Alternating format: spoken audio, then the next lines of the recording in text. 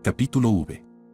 El chacal en aquel tiempo se bebía mucho, y tanto es lo que el tiempo ha mejorado las costumbres, que si ahora diese una moderada cuenta de la cantidad de vino y de ponche que un hombre podía ingerir en una noche, sin detrimento de su cualidad de perfecto caballero, en nuestros días parecería ridícula exageración. Los que se dedicaban al foro, así como los de cualquiera otra profesión liberal, no estaban exentos de tal inclinación a los placeres de Bacó, y ni siquiera el señor Stryver, que avanzaba muy aprisa en el camino de su lucrativa profesión, estaba por debajo de otros compañeros de carrera, por lo que se refiere a la afición a la bebida, como tampoco de cualquiera otro de sus amigos. Favorito como era en Old Bailey y en los juicios que allí se celebraban, el señor Stryver destruía los peldaños inferiores de la escalera por la que se encaramaba rápidamente en su aspiración de ocupar los más altos puestos. Se había notado en el foro, que así como Stryver era hombre suelto de lengua, nada escrupuloso y atrevido, le faltaba, en cambio, la cualidad de extraer la quinta esencia de los asuntos que se le confiaban, condición imprescindible en un buen abogado, pero, inesperadamente, mejoró mucho acerca del particular y se pudo observar que a medida que iba teniendo más asuntos, mejor los resolvía, y aunque se pasaba las noches de claro en claro, bebiendo con su amigo Sidney Carton, no por eso dejaba de recordar a la mañana siguiente todos los puntos que le convenía conservar en la memoria. Carton, el más perezoso de los hombres y el más incapaz de llegar a hacer algo, resultaba el mejor aliado de Stryver. En el líquido que llegaban a beber los dos en un año, habría podido flotar un navío real. Ambos llevaban la misma vida y prolongaban sus orgías hasta altas horas de la noche, incluso se decía que, más de una vez, se vio a Carton en pleno día, dirigiéndose a su casa con paso vacilante, como gato calavera. Y por fin, los que podían sentir interés por aquellos dos hombres, convinieron en que si Carton no podía llegar a ser un león, por lo menos quedaba reducido a chacal y que en este carácter prestaba excelentes servicios a Stryver. «Son las 10, señor», dijo el mozo de la taberna, a quien Carton encargara despertarle. «Las 10, señor». «¿Qué hay?» «Son las 10, señor». «¿Qué quieres decirme con eso? ¿Las 10 de la noche?» «Sí, señor. Vuestro honor me ordenó despertarle». «Es verdad. Ya me acuerdo». «Muy bien». Después de hacer algunos esfuerzos por dormirse otra vez, esfuerzos que contrarrestó el mozo removiendo el fuego por espacio de 5 minutos, se levantó, se puso el sombrero y salió. Se dirigió hacia el Temple y después de haberse refrescado con un ligero paseo, se dirigió a casa de Stryver. El oficial de Stryver, que nunca asistía a estas conferencias, se había marchado ya a su casa, y el mismo Stryver acudió a abrir la puerta. Iba en zapatillas, se cubría con una bata y, para mayor comodidad, llevaba el cuello desabrochado. En sus ojos se veían dos círculos amoratados, propios de los que llevan una vida disipada. «Llegas un poco tarde», dijo Stryver. «A la hora de costumbre. Tal vez un cuarto de hora más tarde». Se dirigieron a una habitación algo oscura, cuyas paredes estaban cubiertas de libros y con papeles por todas partes.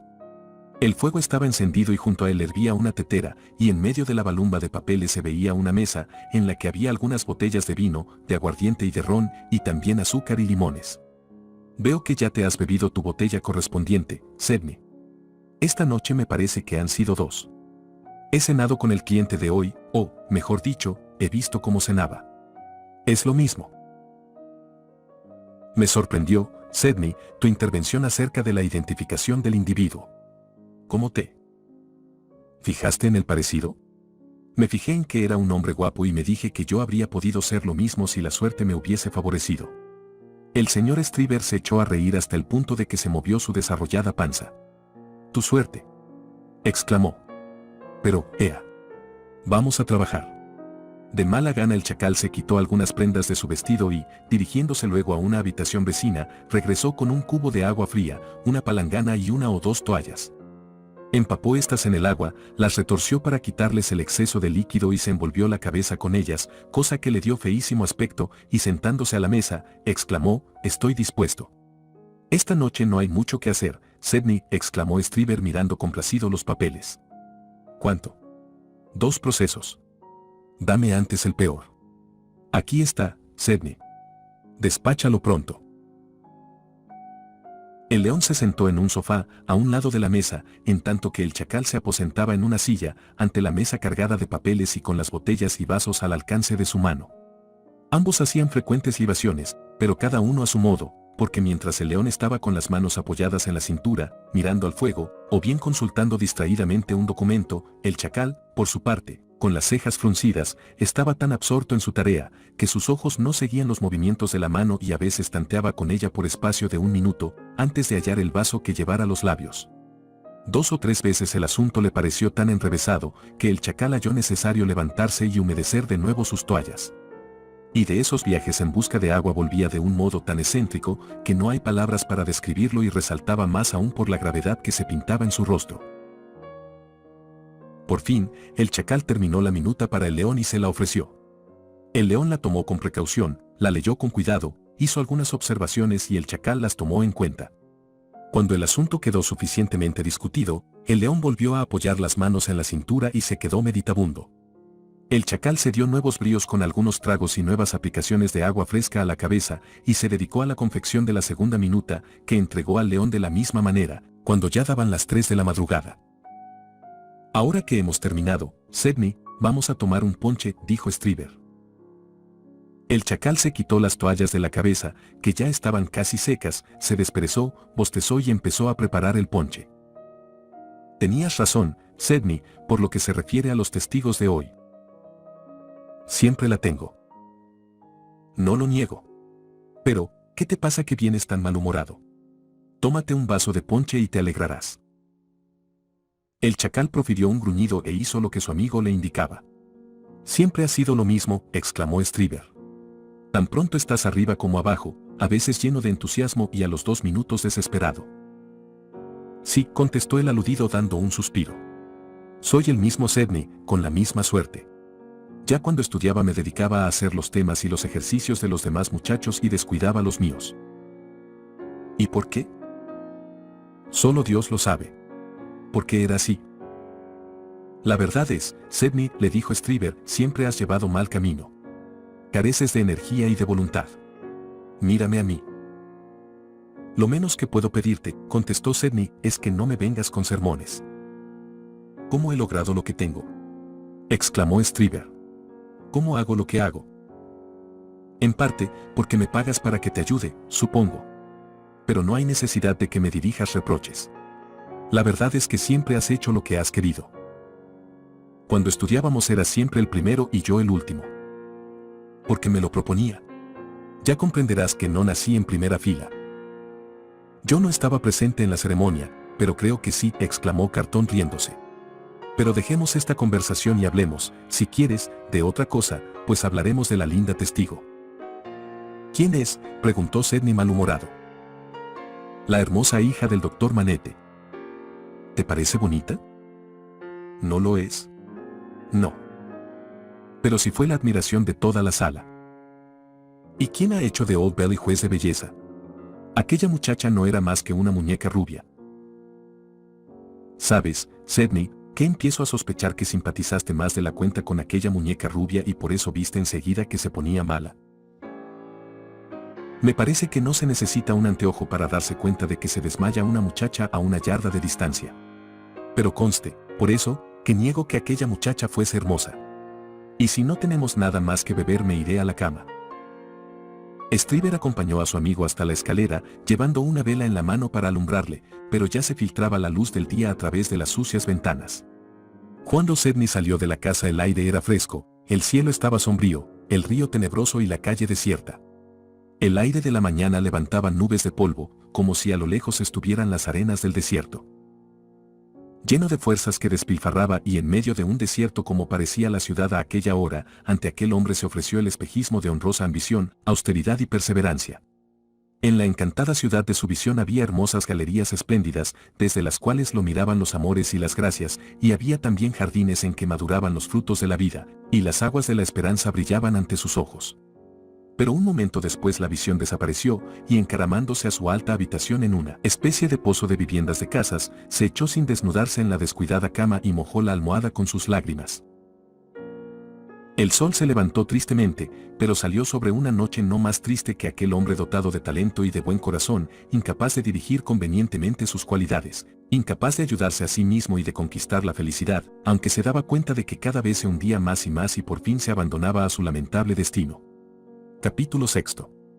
Centenares de personas. La tranquila vivienda del Dr. Manette estaba situada en un rincón de una calle no muy alejada de la plaza de Soho. Una tarde de domingo, cuando ya las oleadas de 4 meses habían pasado sobre la causa por traición y se la llevaron mar adentro, a donde ya no alcanzaba el interés ni el recuerdo de la gente, el señor Jarvis Lorre recorría las calles llenas de sol desde Clerkenwell, donde vivía, para ir a cenar en casa del doctor. Después de varias recaídas en la enfermedad de sus negocios, que lo absorbían a veces por completo, el señor Lorry trabó estrecha amistad con el doctor y el tranquilo rincón de la calle en que vivía fue, desde entonces, el rincón lleno de sol de su vida. Aquella tarde de domingo el señor Lorry se dirigía a Soho, muy temprano, por 3 razones habituales. La primera porque los domingos en que hacía buen tiempo, salía muchas veces antes de cenar con el doctor y Lucía. La segunda porque, en los domingos en que hacía mal tiempo, tenía la costumbre de permanecer con ellos como amigo de la familia, conversando, leyendo, mirando por la ventana y, en una palabra, pasando el día, y, tercera, porque tenía algunas dudas que le interesaba resolver, y sabía que en ninguna parte podría hallar la solución como en casa del doctor. Habría sido difícil encontrar en Londres un rincón más bonito que aquel en que vivía el doctor. No atravesaba calle alguna y desde las ventanas de la parte delantera de la vivienda se gozaba de la hermosa vista de la calle, que tenía aspecto tranquilo y reposado. Entonces había pocos edificios al norte del camino de Oxford y por allí cerca había bosquecillos y flores silvestres. A consecuencia de eso, el aire era puro en los alrededores de Soho y cerca de allí había una pared muy abrigada y soleada, junto a la cual maduraban los melocotones en su tiempo. En la primera parte del día aquel rincón estaba alumbrado por la luz del sol, pero cuando se caldeaban las calles, el rinconcito quedaba en la sombra y era como un remanso fresco y agradable, y excelente refugio de las ruidosas vías de la ciudad. El doctor ocupaba 2 pisos de una casa grande y tranquila. En la vecindad, separado por un patio en donde había un hermoso plátano, había un taller de órganos de iglesia y además se cincelaba plata y batía oro un misterioso gigante, cuyo brazo parecía brotar de la pared y ser también de oro, como él mismo se hubiese convertido en este precioso metal y amenazara con igual suerte a todos los que se acercaran. Estas industrias ocasionaban muy poco ruido y salvo el rumor producido por algún vecino o por un guarnicionero que estaba en la tienda, nada venía a turbar la paz y el silencio. De vez en cuando se veía un obrero que cruzaba la calle, a un paseante que descubría aquel rincón o se oía el eco lejano de algún martillazo. Estas eran las excepciones, para probar que la regla era que allí se oyera solamente el piar de algunos gorriones y los ecos que iban a morir en aquel rincón. El doctor Manette recibía a los enfermos que le habían proporcionado su antigua reputación y el rumor de las desgracias que lo afligieran. Sus conocimientos científicos, su cuidado y habilidad en los ingeniosos experimentos que llevaba a cabo, le dieron cierta fama y ganaba lo bastante para cubrir sus necesidades. Todo esto lo sabía perfectamente el señor Jarvis Lorry, cuando tiró del cordón de la campanilla de la casa del doctor en aquella hermosa tarde de domingo. ¿Está en casa el doctor Manette? No, señor. ¿Y la señorita Lucía? Tampoco. ¿Y la señorita Pross? Tal vez sí, contestó la criada que, ignorante de las intenciones de la señorita Pross, no se atrevió a contestar afirmativamente. Bueno, pues, como me creo en mi casa, subiré. A pesar de que la hija del doctor nada conocía de la patria de su nacimiento, parecía haber heredado de ella la habilidad de hacer mucho con pocos medios, lo cual es muy útil y agradable. A pesar de que el mobiliario era muy sencillo, estaba adornado por algunas chucherías, pero de muy buen gusto y el conjunto resultaba muy lindo. En el piso bajo había 3 habitaciones, cuyas puertas estaban abiertas para que por ellas circulara el aire. El señor Lorry las recorría, mirando satisfecho su aspecto. La primera era la mejor y en ella estaban los pájaros de Lucía, flores, libros, una mesa escritorio, una mesa de trabajo y una caja de pinturas a la aguada. La segunda era la sala de consulta del doctor, que también se utilizaba como comedor, y la tercera, junto a la cual se veían las ramas del plátano del patio, era el dormitorio del doctor, y allí, en un rincón, se veía la banqueta de zapatero y las herramientas que estuvieran en el 5º piso de la casa de París en cuyos bajos tenía la taberna el señor de Farge. Es raro, murmuró el señor Lorry, que conserve estas cosas que han de recordarle inevitablemente sus sufrimientos pasados. ¿Y por qué os extrañáis?, preguntó a su lado una voz que le sobresaltó. Procedía de la señorita Pross, la mujer de rostro colorado y de ligera mano con la que trabara conocimiento en el hotel del rey Jorge, en Dover. Me figuraba, balbuceó el señor Lorry. ¿Os figurabais?, replicó desdeñosamente la señorita Pross. Y en vista de que el caballero no le decía nada más, le preguntó, ¿cómo estáis? Muy bien, muchas gracias, contestó suavemente el señor Lorry. ¿Y vos? Nada bien. ¿De veras? De veras, contestó la señorita Pross.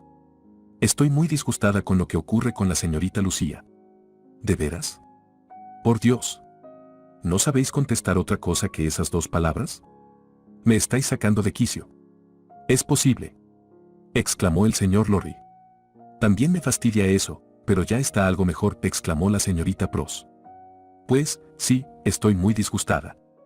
¿Se puede saber el motivo? Pues que me irrita sobremanera que docenas de personas, indignas de Nuestra Señorita, vengan a cada momento a visitarla. ¿Pero son tanto como docenas? Centenares.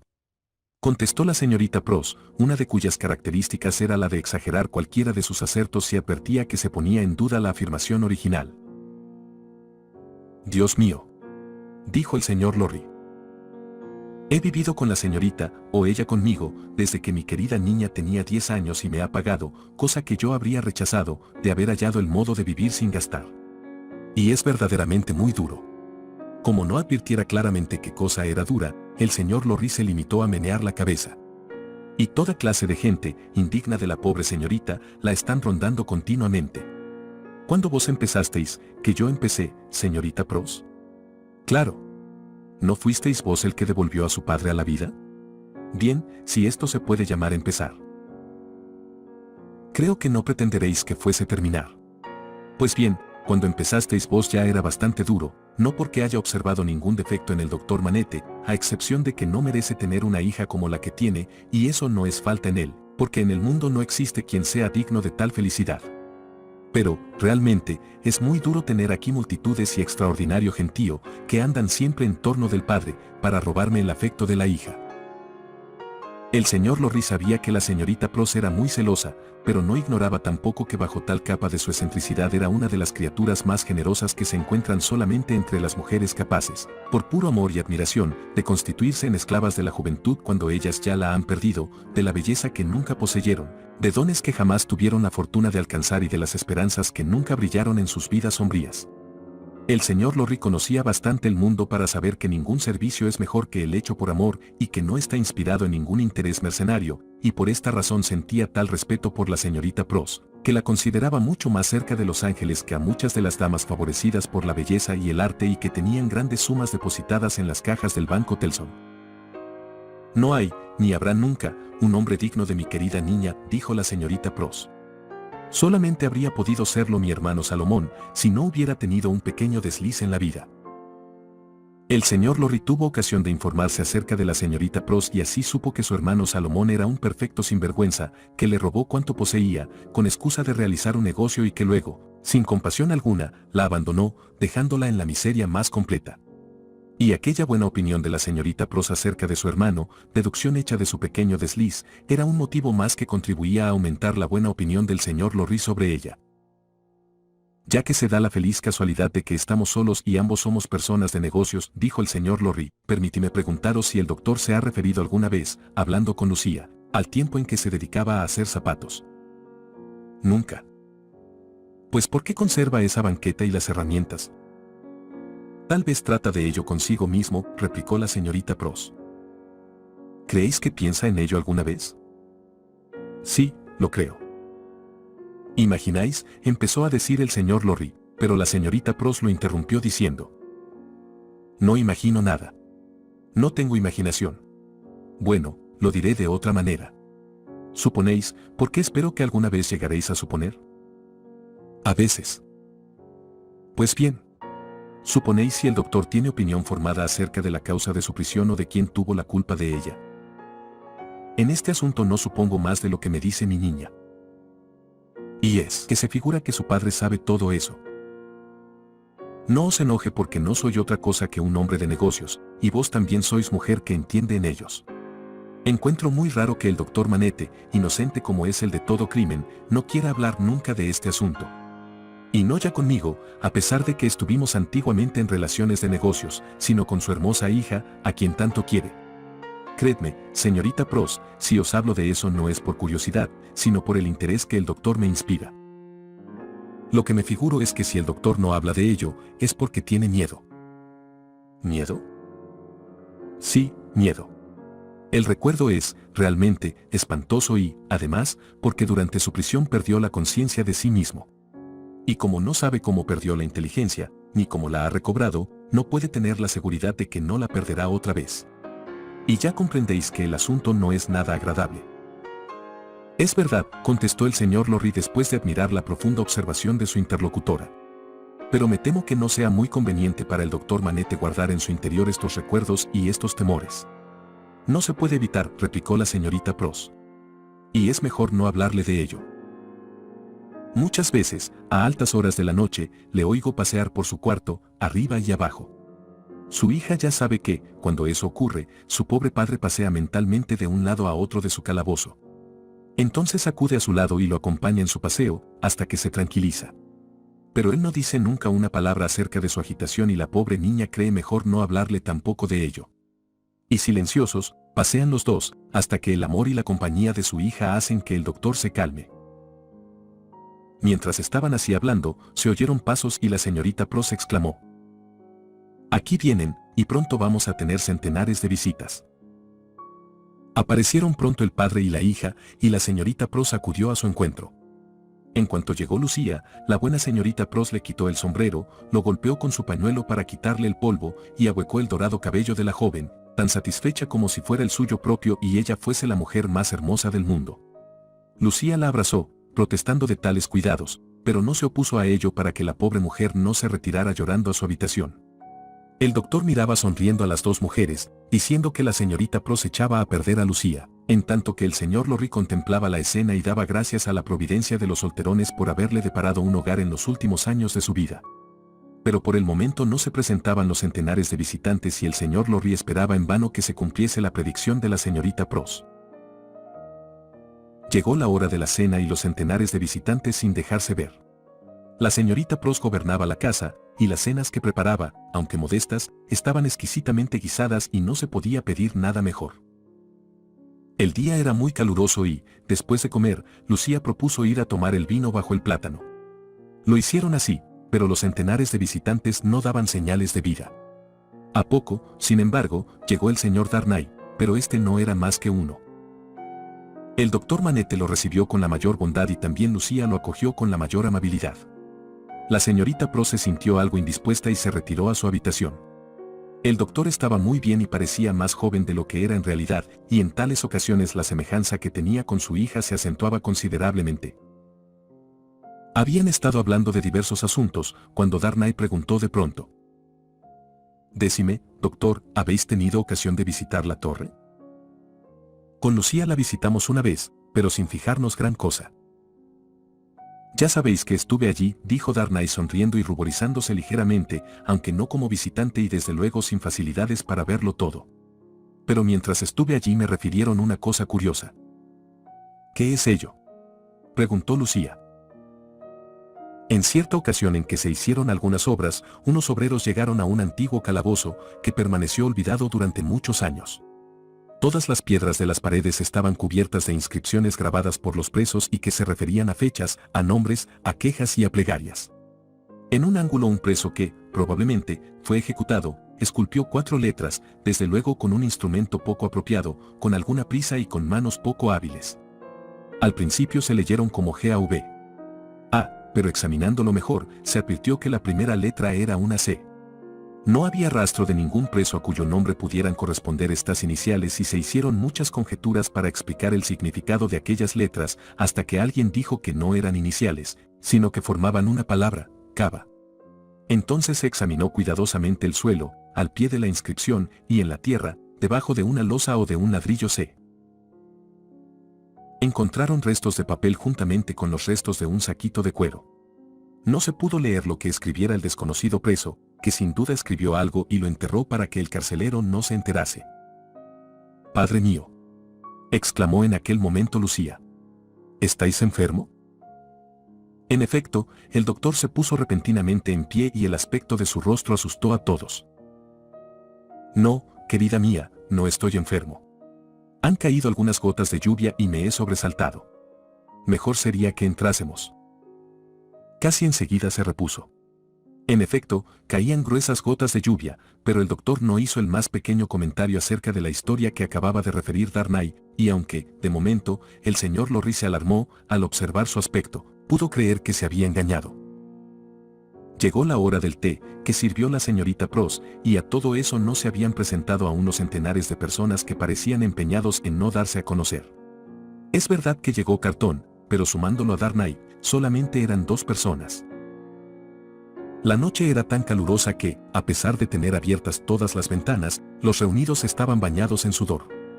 Mientras tanto, como era evidente que se acercaba la tormenta, aprovechando aquellos momentos de relativa calma, pues apenas llovía, se oyó el rumor de numerosos pasos de las personas que echaban a correr en busca de cobijo. Parece como si contra nosotros viniese una multitud, observó Lucía a sus compañeros. Como si amenazasen a mi padre y a mí. Que vengan contra mí, dijo Carton. En este momento está dispuesta a venir contra nosotros una muchedumbre, la veo a la luz del rayo, añadió en el momento en que un rayo teñía el firmamento de viva luz. Y ahora me parece que la oigo, añadió en cuanto resonó el trueno. Aquí viene toda esa gente, a toda prisa, furiosa. En aquel momento empezó a diluviar de tal manera que el ruido casi apagó la voz de Carton. A la lluvia se mezclaron los relámpagos y los truenos, de manera que el estruendo era ensordecedor, y así continuó largo rato hasta que salió nuevamente la luna. Resonó en San Pablo la 1 de la madrugada, cuando el señor Lorry salía escoltado por Jeremías que llevaba un farol encendido. «Vaya una noche», exclamó el anciano dirigiéndose al señor roedor. «Como para que salieran los muertos de sus tumbas». «No he visto nunca una noche así, señor», replicó Jeremías, «ni que sea capaz de hacer eso que decís». «Buenas noches, señor Carton», dijo el anciano banquero. «Buenas noches, señor Darnay. ¿Volveremos a ver juntos una noche como esta? Tal vez. Quizás, también, verían cómo la multitud feroz y rugidora se arrojaría sobre ellos». Capítulo 7. Monseñor en la ciudad. Monseñor, uno de los grandes señores que gozaban del favor de la corte, daba su reunión quincenal en su hermoso hotel de París.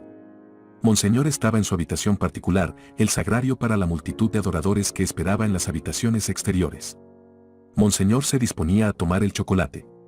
Con la mayor facilidad, Monseñor podía tragar infinidad de cosas, y hasta algunos maliciosos lo suponían capaz de tragarse a Francia entera y con la mayor rapidez. Pero el chocolate que tomaba por las mañanas no podía pasar por el gaznate de Monseñor sin el auxilio de 4 hombres vigorosos, además del cocinero. Sí, en eso empleaba 4 hombres, todos ellos adornados con muchas condecoraciones, y el jefe de ellos no habría podido vivir sin llevar 2 relojes de oro en su bolsillo, impulsado por la emulación, y los 4 eran necesarios para que el feliz chocolate llegase a los labios de Monseñor.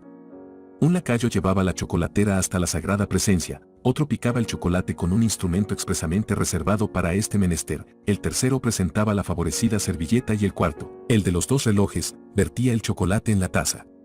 Le habría sido imposible a Monseñor prescindir de uno solo de aquellos hombres para tomarse el chocolate y así ocupaba su alto sitio bajo la admiración de los cielos. Sin duda alguna habría caído una gran mancha en el blasón del Señor si tomara el chocolate servido solamente por 3 hombres, pero de haber sido servido solamente por 2, no hay duda de que ello hubiese sido causa de su muerte. Monseñor asistió la noche anterior a una cena de confianza, en la que estaban representadas, de un modo encantador, la comedia y la ópera. Muchas noches cenaba Monseñor en agradable compañía, y Monseñor era tan exquisitamente amable y tan fino, que la comedia y la ópera tenían en él más influencia en los engorrosos asuntos y secretos de Estado que las necesidades de Francia. Monseñor tenía una noble idea de los negocios públicos, que consistía en dejar que cada cosa siguiera su natural curso. En cuanto a los negocios particulares, Monseñor tenía también la noble idea de que todo debía seguir su camino corriente, es decir, que habían de redundar en beneficio de la autoridad y del bolsillo de Monseñor. Con respecto a sus placeres, generales y particulares, Monseñor tenía otra noble idea y era la de que el mundo se había hecho para ellos. Su divisa era la siguiente: la tierra y todo lo que contiene es mía. Sin embargo, Monseñor se había percatado de que en sus negocios, tanto públicos como particulares, surgían las dificultades cada vez mayores. Por eso, aunque a regañadientes, no tuvo otro remedio que aliarse con un arrendatario general que debía cuidar de la hacienda pública, porque Monseñor no entendía nada de ello, y para que cuidase de su hacienda particular, porque los arrendatarios generales eran ricos, y Monseñor, después de varias generaciones de antepasados que vivieron con el mayor lujo, se estaba empobreciendo. Por eso Monseñor sacó a una hermana suya del convento, antes de que profesara, y la dio como premio a un riquísimo arrendatario general de humilde familia. El cual, empuñando un bastón adornado por una manzana de oro, se hallaba con los demás en las habitaciones exteriores, mirado con el mayor desprecio por todos, incluyendo a su propia esposa. El arrendatario general era un hombre muy suntuoso. Tenía 30 caballos en las cuadras, 20 criados estaban desparramados por sus antesalas y 6 doncellas atendían a su esposa. Y en su calidad de hombre que pretendía no dedicarse más que a pillar y saquear donde podía, el arrendatario general, a pesar de que sus relaciones matrimoniales debían de haberlo conducido a la moralidad social, era, por lo menos, el más real y sincero entre los personajes que aquel día habían acudido al hotel de Monseñor. Aquellos salones, a pesar de que ofrecían un aspecto magnífico y digno de ser contemplado, pues estaban espléndidamente decorados y alajados con todo el gusto y el arte de la época, en aquellos salones los asuntos no andaban bien, como habrían opinado los desarrapados que no estaban muy lejos. En efecto, había allí militares que no tenían el más pequeño conocimiento militar, marinos que ignoraban por completo lo que era un barco, empleados civiles que carecían de la menor noción de los negocios, eclesiásticos desvergonzados, de ojos sensuales, sueltas lenguas y costumbres muy liberales, todos ellos inútiles para los cargos que desempeñaban. Abundaban también las personas que desconocían los caminos honrosos en la vida, los doctores que hacían fortunas curando imaginarios males a sus pacientes, arbitristas que tenían remedios para todos los pequeños males que sufría la nación, filósofos ateos que trataban de arreglar el mundo con palabras y que conversaban con químicos también ateos, que perseguían la transmutación de los metales. Exquisitos caballeros de la mejor cuna se daban a conocer por la indiferencia que demostraban por todo asunto de interés humano. Y en los hogares que dejaran las notabilidades que llenaban los salones, los espías de Monseñor, que por lo menos eran la mitad de los concurrentes, no habrían podido hallar una mujer digna de ser madre. En realidad, a excepción de poner una criatura en el mundo, cosa que no da casi derecho al título de madre, poco más conocían aquellas mujeres de tan sagrado ministerio. Las campesinas conservaban a su lado a sus hijitos desprovistos de elegancia y los criaban y educaban, pero en la corte las encantadoras abuelas de 60 años se vestían y bailaban como si tuviesen 20 años. La lepra de la ficción desfiguraba a todos los que acudían a hacer la corte a Monseñor. En una de las estancias más retiradas había, tal vez, media docena de individuos excepcionales que, durante unos años sintieron el temor de que las cosas no marchaban bien. Y con el deseo de ver si las mejoraban, la mitad de ellos habían ingresado en la secta fantástica de los convulsionistas y deliberaban entre sí acerca de la conveniencia de echar espumarajos por la boca, rabiar, rugir y ponerse catalépticos, para ofrecer así a Monseñor un indicio que pudiera guiarle en lo futuro. Además de estos derviches había otros 3 que ingresaron en otra secta, que arreglaba todos los asuntos hablando confusamente de un centro de la verdad y sosteniendo que el hombre había salido de este centro de la verdad, pero que no había salido de la circunferencia, y que debía tenderse a que no saliera de ella y regresara al centro, por medio del ayuno y de las visitas de los espíritus. Pero había el consuelo de que todas las personas que concurrían a los salones de Monseñor vestían admirablemente.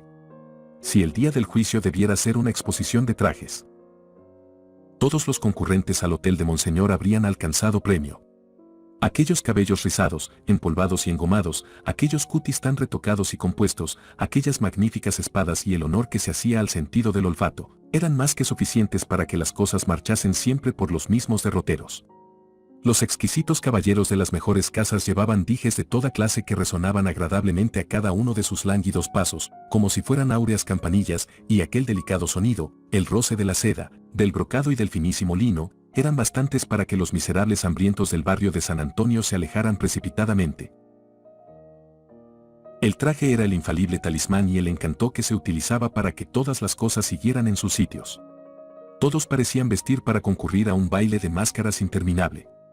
Y aquel baile de trajes empezaba en las Tullerías y en Monseñor, pasando por la corte entera, por las 2 cámaras, los tribunales de justicia y toda la sociedad, a excepción de los desarrapados, hasta llegar al verdugo, a quien se exigía que oficiara con el cabello rizado, empolvado, con una casaca llena de galones dorados y con las piernas cubiertas por medias de seda blanca. Y el señor París, como le llamaban sus hermanos de profesión, el señor Orleans y los demás de provincias, presidía espléndidamente vestido. Nadie, pues, en aquella recepción de Monseñor, del año de nuestro Señor 1780, podría haber dudado de un sistema que contaba con un verdugo rizado, empolvado y magníficamente vestido. Una vez Monseñor hubo liberado de sus cargas a los 4 hombres que le servían el chocolate, mandó abrir las puertas del santuario y salió. Entonces tuvo lugar una verdadera lucha de sumisión, de adulación y de servilismo y hasta de humillación abyecta. En sus manifestaciones de respeto y de afecto hicieron tanto que ya no quedó nada para los mismos cielos, pero de ello no se preocupaban los adoradores de Monseñor. Pronunciando a veces una palabra de promesa, dirigiendo una sonrisa hacia un feliz esclavo y haciendo una seña con la mano a otro, el Señor pasó afable a través de aquellos salones. Luego Monseñor dio media vuelta y regresó por el mismo camino y así se encerró nuevamente en su santuario y ya no se le vio más. Una vez terminada la recepción todos los cortesanos se marcharon y por las escaleras resonaban los dijes y cadenas. Solamente quedó una persona de entre todos, la cual, con el sombrero bajo el brazo y la caja de rapé en la mano, pasaba lentamente mirándose a los espejos. «Así te vayas al diablo», exclamó aquella persona deteniéndose ante la última puerta y mirando en dirección al santuario. Dicho esto se sacudió el rapé de los dedos y bajó apresuradamente la escalera. Era un hombre de unos 60 años, magníficamente vestido, de modales altaneros y con rostro que más parecía una finísima careta, pues era de palidez transparente y de facciones claramente definidas y expresivas. La nariz, muy bien formada, mostraba una ligera depresión en cada una de sus ventanas y en las que radicaba, precisamente, la única alteración visible en su rostro. A veces cambiaban de color al contraerse o dilatarse y, en general, el rostro expresaba la crueldad y la perfidia. Pero no podía negarse que era hermoso. Su propietario bajó las escaleras, desembocó en el patio, subió a su carroza y salió. Pocas personas hablaron con él durante la recepción, permaneció algo alejado de los demás y Monseñor podía haberle demostrado un poco más de afecto al pasar. Y en aquellos momentos, ya dentro de su carroza, le parecía agradable que la gente se dispersara apresuradamente ante sus caballos, escapando por milagro de ser atropellada. El cochero guiaba como si quisiera cargar contra un enemigo, pero ello no pareció importar gran cosa al Señor. A veces se oían en el interior de la carroza los gritos de los que, aún en aquella época sorda y muda, protestaban de aquel modo de recorrer las calles que ponía en peligro la vida de los que iban a pie, pero nadie se impresionaba por eso y los pobres desgraciados habían de evitar el peligro del mejor modo posible. Con el mayor estruendo y una falta de consideración que apenas se puede comprender, recorría la carroza las calles, rodeada casi siempre por un coro de gritos de mujeres y de exclamaciones de los hombres que se guarecían y apartaban a los niños del camino del vehículo. Por último, al volver una esquina, junto a una fuente, una de las ruedas dio un salto sobre algo que se interpuso en su camino y en el acto resonó un grito de muchas voces y los caballos retrocedieron asustados. A no ser por eso, la carroza habría continuado el camino, como hacían siempre aunque quedaran atrás los pobres atropellados, pero el lacayo echó pie a tierra y en el acto 20 manos se apoderaron de las riendas. «¿Qué ocurre?», preguntó el señor mirando tranquilamente a la calle. Un hombre alto, con un gorro de dormir que le cubría la cabeza, recogió algo de entre las patas de los caballos, lo depositó en la pila de la fuente e inclinado sobre el barro aullaba como un animal. «Perdón, señor marqués», contestó humildemente un desgraciado vestido de harapos. «Es un niño». «¿Por qué grita de tal modo ese hombre? ¿Es su hijo?». «Perdonad, señor marqués, es una desgracia, sí». La fuente estaba algo apartada de la carroza, porque allí la calle formaba una especie de plazuela. De pronto el hombre que gritaba junto a la fuente se levantó y, corriendo, se acercó a la carroza. El marqués llevó la mano a la empuñadura de su espada. «Muerto», gritó el pobre hombre, presa de la desesperación, con los brazos extendidos sobre su cabeza y mirando al señor. «Muerto». La gente se congregó en torno del vehículo y miraba al marqués y en los ojos de todos no se advertía más que ansiedad y temor, pero no cólera ni amenaza. Ninguna de aquellas personas dijo nada y después de aquel primer grito reinó el silencio. La voz de aquel hombre humilde que habló con el marqués era sumisa y queda. El señor marqués paseó sus miradas por todos ellos, como si fueran ratas que salieran de sus escondrijos. Sacó la bolsa y exclamó: «Es extraordinario que no sepáis cuidar de vuestros hijos y de vosotros mismos. Siempre hay alguno en el camino de mi carroza. ¿Cómo puedo estar seguro de que no habéis hecho daño a mis caballos? Dadle eso». Sacó una moneda de oro que entregó al criado, y todas las miradas estuvieron atentas cuando caía. El hombre alto gritó nuevamente con voz que nada tenía de humana: «Muerto».